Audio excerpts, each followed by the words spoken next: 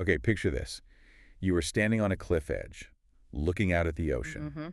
It's early morning, waves are crashing, and the tide is rolling in. It just feels, it feels infinite, doesn't it? Yeah. Powerful. Relentless.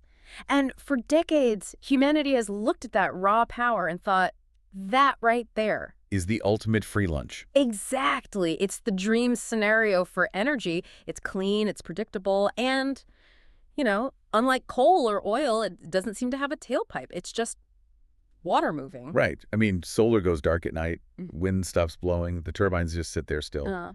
But the tides, they run like a Swiss watch. Twice a day, every single day, without fail.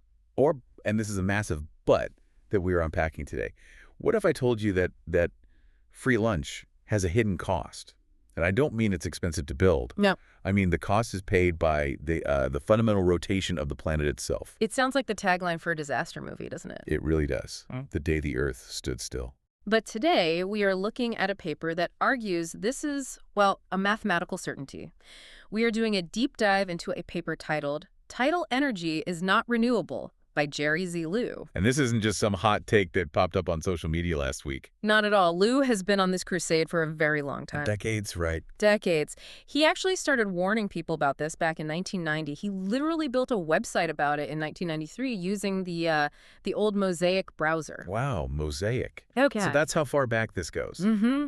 He has been arguing that the entire energy industry is missing a crucial foundational piece of Newtonian physics. And naturally, the tidal turbine companies were not exactly thrilled with his analysis. I can't imagine they would be. Hey, your shiny new product might stop the world from turning is probably not great for investor relations. Exactly. He faced a lot of pressure to just, be quiet, to take the pages down. Which, of course, usually means there is something there worth looking at. It often does. So the mission for this deep dive is, it's pretty heavy. We need to understand the actual physics of the Earth's spin, which is way more complex than I thought. It is. Then we'll look at some really cool fossil evidence from, 400 million years ago? Yeah, and then we have to confront a projection that is honestly terrifying. The claim is that if we go all in on tidal energy, we could render the Earth uninhabitable in just 1,000 years. 1,000 years. It's a bold claim. It is, but when you look at the math and specifically the mechanics of how that energy gets transferred, it's disturbingly plausible. So let's start with the basics. Yeah. The tides. I think most of us, including me, have this mental model of the ocean just sloshing back and forth. Yeah, like if you carry a tray of water and you wobble it, the water hits one side then the other. Exactly. Is that wrong? It isn't necessarily wrong, but it's incomplete in a way that really matters for this problem. Liu goes back to Newton to clarify this. You have to think about the forces at play. You've got the moon pulling on the Earth with gravity, right? But the Earth is also spinning and orbiting, so you have centrifugal force pushing outward. Okay, the spin cycle effect. Right. Like water staying in a bucket if you spin it fast enough. Precisely. So on the side of Earth facing the moon, gravity wins. It pulls the water into a bulge. But on the opposite side, facing away from the moon, the centrifugal force wins, throwing the water outward into another bulge. Okay, so at any given moment, you have these two massive mounds of water on opposite sides of the planet. You do. One facing the moon, one facing away. Now here is the aha moment, the key insight that changes everything. Okay. Those bulges, they don't really move. Wait, what? The tide definitely comes in and out? Sure. I have lost flip-flops to the tide coming in. It definitely moves. You move. That is the shift in perspective. The tidal bulges remain essentially fixed, aligned with the moon. The Earth is solid rock, and it rotates inside this jacket of water. So when the tide comes in, the water isn't rushing toward me across the ocean. No. I, standing on the beach, am riding the spinning Earth into the stationary water bulge. That completely changes the visualization. It's not a wave hitting us. Yeah. We are crashing into the water. Yes. And that crashing is where the problem starts, because the Earth is spinning fast once every 24 hours. But the water in those bulges is sluggish. It wants to stay pointed at the moon. So as the solid Earth tries to spin under this heavy, deep blanket of water, there is drag. A full friction. Massive friction against the ocean floor. It's like wearing a loose coat and spinning around in circles. The coat lags behind and rubs against you. That is a great way to put it. And Liu uses a more mechanical analogy in the paper, which I think is just brilliant. He compares the Earth to a car's braking I system. loved this graphic. It made it click for me immediately. It's so good. So think of your car wheel. You have the rotor, the metal disc that spins. Right, that's the solid Earth. That represents the solid Earth. Then you have the brake pads, the calipers that squeeze the rotor to stop it. In this analogy, the stationary tidal bulges are the brake pads. Because they're stationary relative to the spin. Exactly. They just sit there, heavy and immovable, and the Earth scrapes against them every single day. The continents, the seabed, they are all grinding past this water. And what happens when you ride the brakes in a car? You generate heat. Massive heat. You are converting kinetic energy, the energy of motion, into thermal energy, friction. And the Earth is doing the exact same thing. The exact same thing. The tides are scrubbing speed off the planet and turning it into heat. So the Earth it's actually slowing down. This isn't just a metaphor. It is a physical fact. The Earth is losing rotational energy every second of every day. Now, usually when people say things like, the Earth is slowing down, I get skeptical. It sounds so theoretical, or like something you can't really measure. I get that. But the paper brings receipts. Specifically, really old coral. This is my favorite part of the research. It's the geological proof. Lou points to fossil reefs from the Silurian period. This is about 420 million years ago. Way before dinosaurs. Long, long before. Now, corals have growth rings, just like trees. But they're sensitive enough to capture daily cycles of sunlight and nutrient flow. By analyzing these ancient fossils, scientists realized something weird. What? The year was the same length, because our orbit around the sun haven't changed much, but there were more days in it. How many more? About 420 days in a year. Whoa. So if the year is the same length of time, but there are more days in it, the days must have been shorter. Much shorter. A day back then was only about 21 hours long. The Earth was spinning faster. Significantly faster. And by the Carboniferous period, 350 million years ago, it had slowed down to roughly 385 days per year. And today, obviously, we're at 365. So we have lost about 3 hours of day over the last 400 million years. Roughly, yeah. That is the natural braking effect of the tides. The brake pads of the ocean have been grinding down the Earth's rotation for eons. Okay, so this is the natural process. The Earth slows down. Why are we panicking? If it has taken 400 million years to lose 3 hours, surely we have plenty of time. Naturally. Oh, yes. If we don't touch it, Lou calculates it would take about 10.4 billion years for the process to complete. And by then, the sun will have expanded and swallowed us anyway, so... Correct. In a natural timeline, this is not a problem for humanity. But the end point, the end state of this process, is what we need to understand to grasp the danger. It's called tidal locking. We see this with the moon, right? We do. Have you ever noticed how you never see the dark side of the moon? We always see the same face. The man in the moon. Yeah, that's because the moon is already tidally locked to Earth. Eons ago, Earth's gravity dragged on the moon, creating solid tides, literally stretching the rock, which slowed its spin until it matched its orbit perfectly. The brake on the moon effectively locked up. So if Earth gets tidally locked to the moon, what does that even look like? It means the Earth and moon would rotate as a binary pair. A day on Earth would last as long as a month does now. So the sun would be up for, what, 2 weeks? Roughly, and then you'd have 2 weeks of darkness. It would be catastrophic. The end of the biosphere as we know it. For sure. But again, naturally, that is 10 billion years away. And here comes the turn. Enter. The tidal turbine. Enter humanity. So the paper's core argument is that when we harvest tidal energy, when we put those huge turbines in the water, we are not just dipping a cup into a flowing river. No, we are actively engaging the brake. We are pressing the pedal down. Think about the mechanics. A turbine works by resistance. The water pushes the blades, and the blades resist that push to generate power. That resistance, it creates back pressure. It increases the friction between the water and the seabed. We are making the brake pads grip tighter. Exactly. We are intentionally increasing the drag to extract energy. We are sucking the kinetic energy out of the Earth's rotation and turning it into electricity to charge our phones. But the Earth is so massive.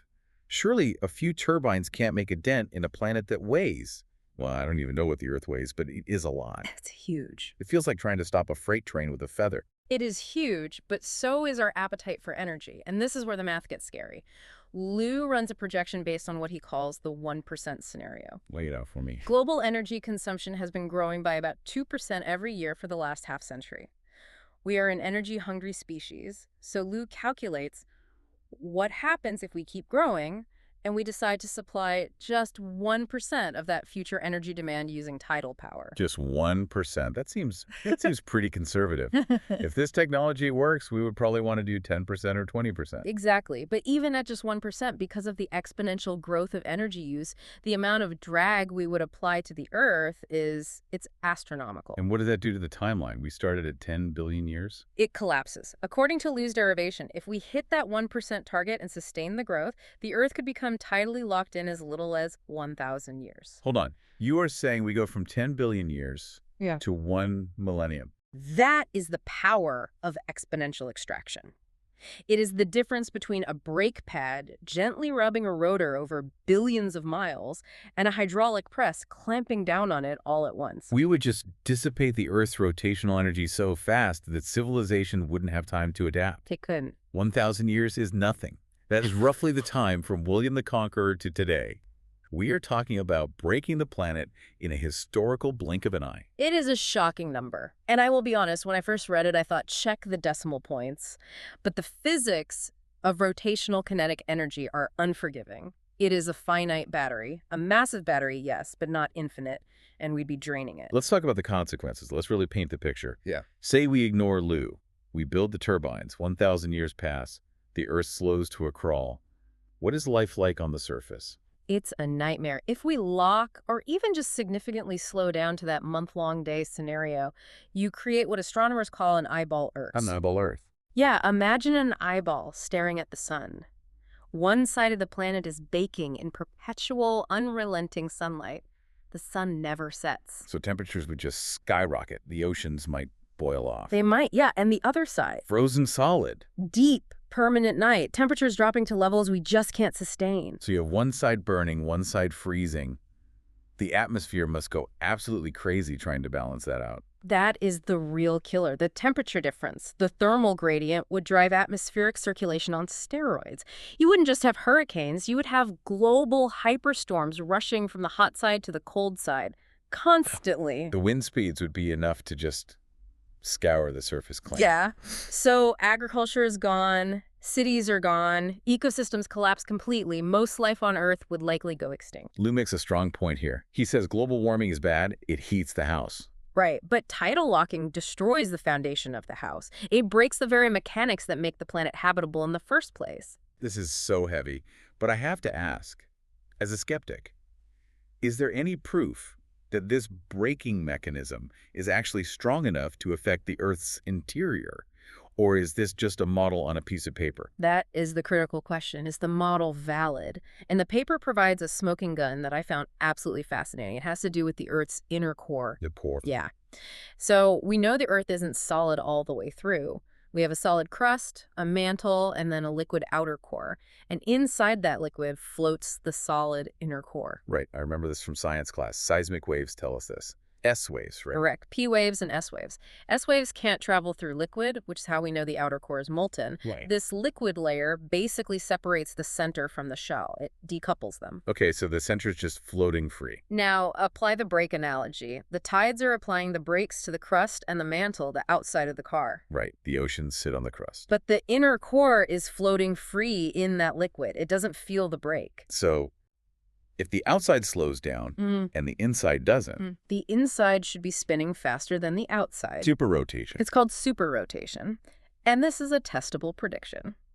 If Liu's model of tidal braking is right, the core should be outrunning the crust. And is it?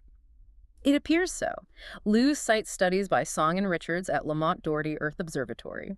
They analyzed seismic waves passing through the Earth over decades, and they found that the inner core is rotating about 0.4 to 1.8 degrees faster per year than the rest of the planet. Wow. So the core is basically coasting at the original speed, while we on the surface are getting dragged back by the tides. Precisely. It validates the mechanic. It proves that the torque, the twisting force of the tides, is real, and it is acting primarily on the surface layers.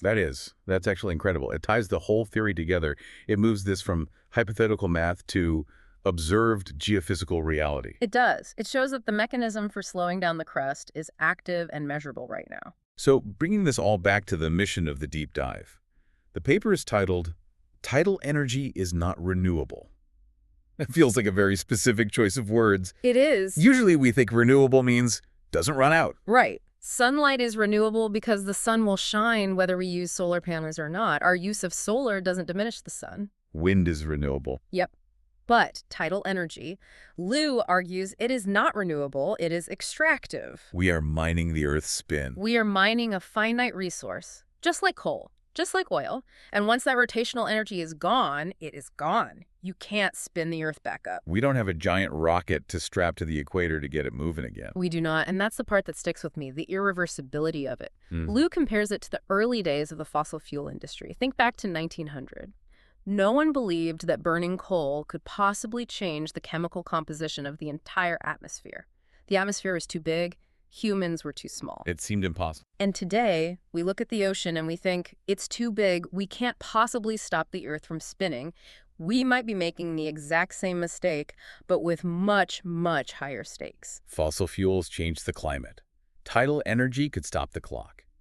Literally. Yeah. So what is the solution? Does he say we just stop? He does. His conclusion is stark. He calls for an immediate halt to tidal energy development. He argues that we shouldn't rush into a technology that accelerates our demise by a factor of 10 million just because it's carbon-free. He wants to buy time. Exactly. Give future generations time to find true solutions.